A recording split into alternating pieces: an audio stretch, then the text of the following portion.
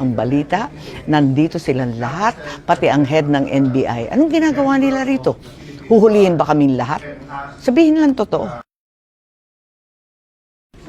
Nandito pa rin kami sa Senado at nagkakagulo pagkat mukhang hino-hostage na kaming mga senador. Ibang usapan na to para bumoto at paltan ang Senate President.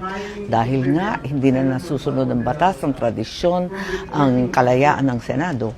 Talagang eto nga, nagpumilit kami na magkaroon ng sapat na boto para piltan ang ating liderato dito.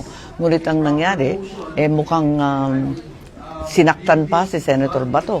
Hindi na namin maintindihan kasi sa totoo lang, nung hindi siya pumupunta, sabi ng lahat, bakit nagsisweldo, hindi nagtatrabaho. Ngayon naman napapasok, sasaktan, hinabol-habol, tinakel, rinesel, talagang hinabol sa hagdan. Hindi tama yan. Nasa sesyon ang Senado. Galangin ninyo.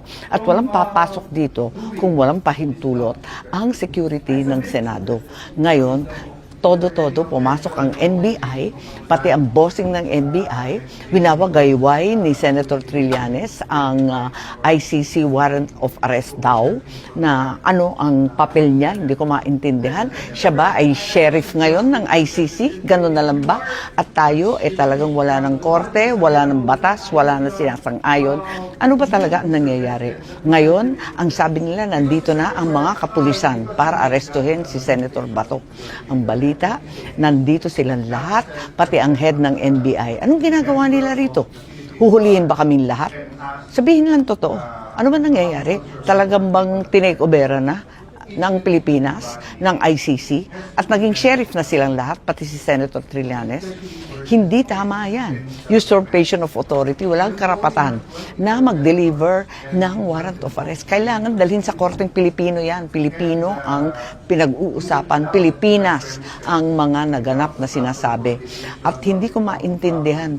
Violation talaga yan.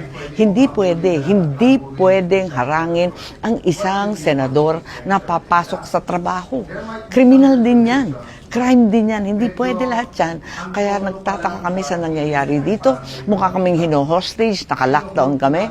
Pinaligiran kami ng NBI, CIDG, kapulisan. Anong kalokohan to?